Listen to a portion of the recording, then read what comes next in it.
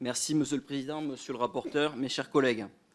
La proposition de loi examinée aujourd'hui en commission vise à mon sens non pas à créer un cadre d'emploi des personnels de santé des services d'incendie et de secours, mais plutôt à préciser l'organisation et les missions des personnels de santé professionnels comme volontaires des SDIS. Cette première précision me paraît en effet primordiale car le cadre d'emploi a déjà en partie été fixé par voie réglementaire en 2016. Je tiens également à alerter sur l'ambiguïté que la rédaction actuelle peut avoir en parlant notamment de cadre d'emploi pour une sous-direction comprenant 96% de sapeurs-pompiers volontaires.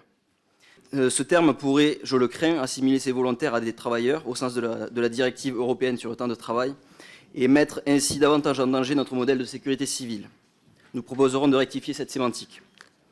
Ce texte a le mérite de mettre en lumière tous les personnels de santé qui exercent au sein des SDIS, pratiquant à la fois des soins d'urgence, d'aptitude et de prévention. De la prévention, d'abord pour faire face aux divers risques auxquels sont confrontés les sapeurs-pompiers, comme la toxicité des fumées, mais également concernant les agressions dont ils peuvent être victimes. Pour rappel, 1074 soldats du feu ont été victimes d'agressions, soit 3 fois par jour en 2023.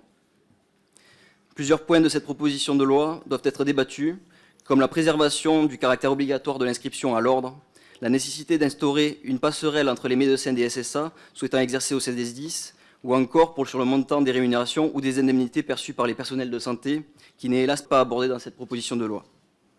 Plus globalement, le sujet des 3 SM doit s'inscrire dans une nouvelle loi de modernisation de sécurité civile qui, elle, devra notamment traiter de l'augmentation des moyens nationaux, de l'amélioration du mode de financement des SDIS et de la protection de notre modèle de sécurité civile.